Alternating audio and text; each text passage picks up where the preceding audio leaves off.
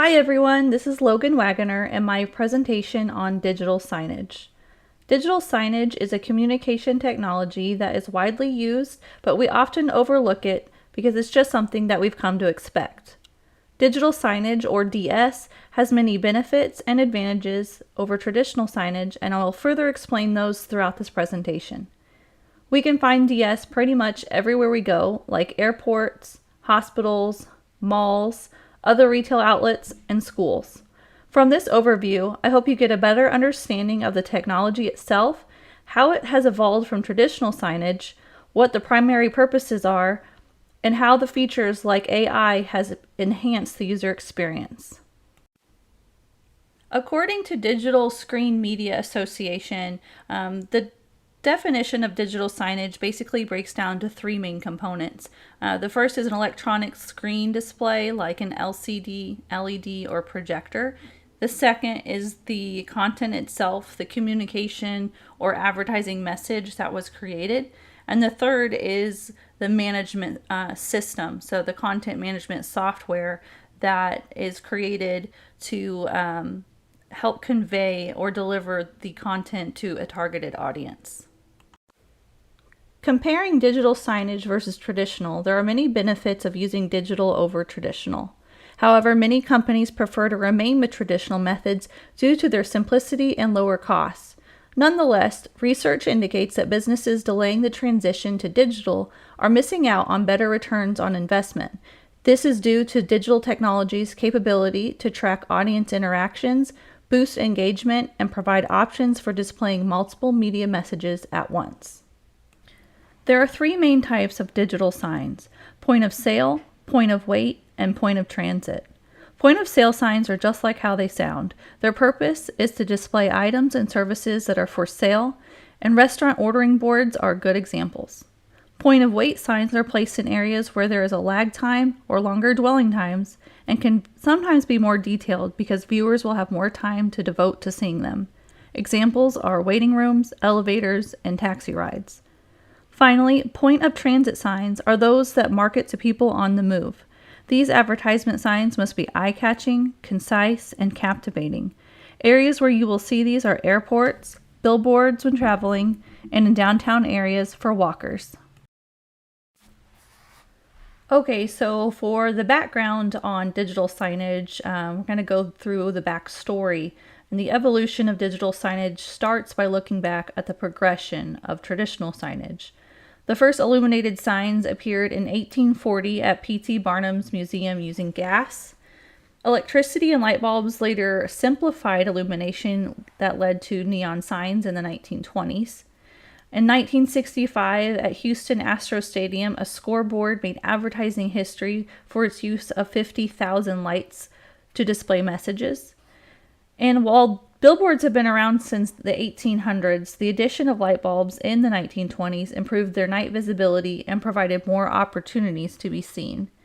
The 1970s VCR allowed custom content on TV, usually inside due to weather. CRT screens were limited, but projection and flat screens advanced digital signage.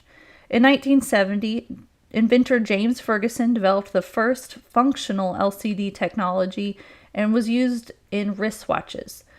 This breakthrough significantly transformed devices like computer monitors, calculators, and medical equipment. The transition to digital signage involved screens, content, and networks, which was enhanced by inventions like VCRs and liquid crystal display, or LCD.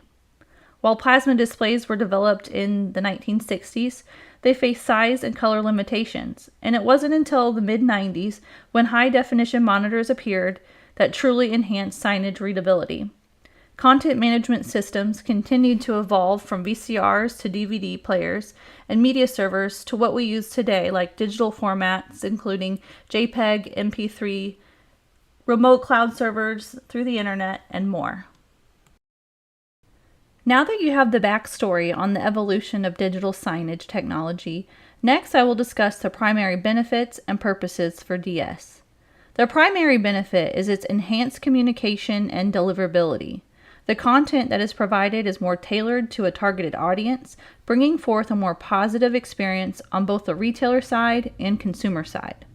Second, Digital signage is captivating. We live to be entertained, or so it seems with our dependency on our mobile devices. Digital signage captures attention and provides dynamic content that informs and entertains. Third, by using digital displays, businesses can effectively engage customers with visually appealing messages, offer real-time updates, and promote products or services. Additionally, digital signage is more versatile and interactive. DS supports static images, videos, live feeds, and through interactive features like touchscreens, voice commands, and facial recognition, users are more engaged and tuned in to what they are seeing. Aside from its multimedia versatility, digital signage also provides more usefulness and strategic timing for marketers. For example, the text mentions the term dayparting, which involves segmenting the day to deliver targeted messages to audiences at optimal times. What does that mean? Well, the example given is a digital billboard that advertisers would use for coffee during mid-morning rush hour and again at 6 o'clock news, with longer ads running when traffic is slower. In contrast, a dog food ad during midday would be shorter due to faster traffic flow. Digital signage is an encompassment of many technologies, including near-field communication, artificial intelligence, and gamification integration. Near-field communication, or NFC technology, is the touchless exchange of data between devices through magnetic field induction. For example, visitors to a large hospital could interact with a digital wayfinding sign that can send directions via NFC to their phones. Artificial intelligence is commonly mentioned nowadays and has made its way into digital signage as well. For example, many businesses like hotels and airports use AI technologies at informational kiosks where users can interact with the tech to gain information about reservations, flight delays, or directions. Finally, gamification technology incorporates game-like elements such as badges and loyalty points to help customer engagement and make the overall shopping and buying experience more interactive. Examples include leadership boards and interactive surveys and quizzes. So just to review, digital signage is a communication technology that involves three main parts: a screen, content, and content management system. There are three main types of digital signs: point of sale, point of wait, and point of transit.